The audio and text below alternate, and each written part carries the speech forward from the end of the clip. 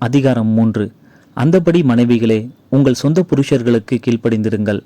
அப்பொழுது அவர்களில் யாராவது திருவசனத்திற்கு கீழ்ப்படியாதவர்களாயிருந்தால் பயபக்தியோடு கூடிய உங்கள் கற்புள்ள நடக்கையை அவர்கள் பார்த்து போதனையின்றி மனைவிகளின் நடக்கையினாலேயே ஆதாயப்படுத்தி கொள்ளப்படுவார்கள். மயிரை பின்னி பொன்னாபரணங்களை அணிந்து உயர்ந்த வஸ்திரங்களை உடுத்தி கொள்ளுதலாகிய புறம்பான அலங்கரிப்பு உங்களுக்கு அலங்காரமாயிராமல் அழியாத அலங்கரிப்பாயிருக்கிற சாந்தமும் அமைதலும் உள்ள ஆவியாகிய இருதயத்தில் மறைந்திருக்கிற குணமே உங்களுக்கு அலங்காரமாயிருக்க கடவது. அதுவே தேவனுடைய பார்வையில் வெளியேற பெற்றது.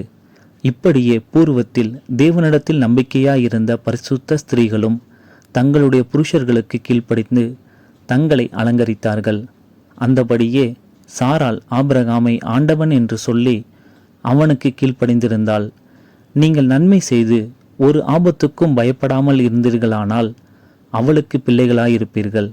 அந்தபடி புருஷர்களே, மனைவியானவள் பலவீன பாண்டமாய் இருக்கிறபடியினால் உங்கள் ஜெபங்களுக்கு தடை வராதபடிக்கு நீங்கள் விவேகத்தோடு அவர்களுடனே வாழ்ந்து உங்களுடனே கூட அவர்களும் நித்திய ஜீவனாகிய கிருபையை சுதந்திரித்து கொள்ளுகிறவர்களானபடியினால் அவர்களுக்கு செய்ய வேண்டிய கனத்தை செய்யுங்கள்.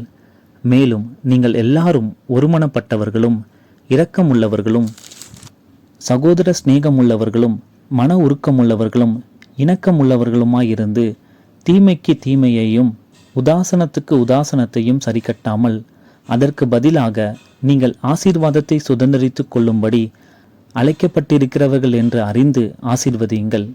ஜீவனை விரும்பி நல்ல நாட்களை காண வேண்டும் என்று இருக்கிறவன் பொல்லாப்புக்கு தன் நாவையும் கபடத்துக்கு தன் உதடுகளையும் விலக்கி காத்து பொல்லாப்பை விட்டு நீங்கி நன்மை செய்து சமாதானத்தை தேடி அதை பின்தொடர கடவன்.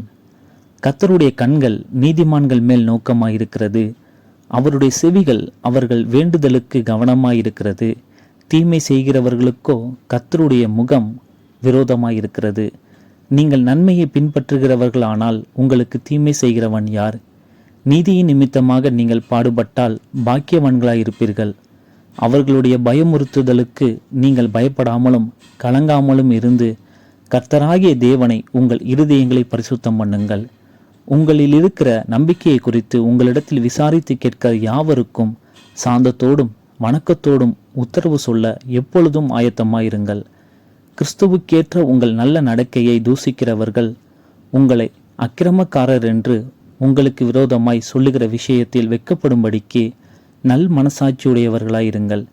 தீமை செய்து பாடு அனுபவிப்பதிலும் தேவனுக்கு சித்தமானால் நன்மை செய்து பாடு அனுபவிப்பதே மேன்மையாயிருக்கும். ஏனெனில் கிறிஸ்துவும் நம்மை தேவனிடத்தில் சேர்க்கும்படி அநீதி உள்ளவர்களுக்கு பதிலாக நீதி உள்ளவராய் பாவங்களின் நிமித்தம் ஒரு தரம் பாடுபட்டார். அவர் மாம்சத்திலே கொலை உண்டு ஆவியிலே உயிர்ப்பிக்கப்பட்டார். அந்த ஆவியிலே அவர் போய் காவலில் உள்ள ஆவிகளுக்கு பிரசங்கித்தார். அந்த ஆவிகள் பூர்வத்திலே நோவா பேழையை ஆயத்தம் பண்ணும் நாட்களிலே தேவன் நீடிய பொறுமையோடு காத்திருந்த போது கீழ்ப்படியாமற் போனவைகள். அந்த பேழையிலே சிலராகிய 8 பேர் மாத்திரம் பிரவேசித்து ஜலத்திலே காக்கப்பட்டார்கள். அதற்கு ஒப்பனையான ஞானஸ்நானமானது மாம்ச அழுக்கை நீக்குதலாயிராமல் தேவனை பற்றும் நல்மனசாட்சியின் உடன்படிக்கையாயிருந்து இப்பொழுது நம்மையும் இயேசு கிறிஸ்துவினுடைய உயிர்த்தெழுதலினால் இரட்சிக்கிறது. அவர் பரலோகத்திற்கு போய் தேவனுடைய வலது பாரிசத்தில் இருக்கிறார். தேவ தூதர்களும் அதிகாரங்களும் வல்லமைகளும் அவருக்கு கீழ்ப்பட்டிருக்கிறது.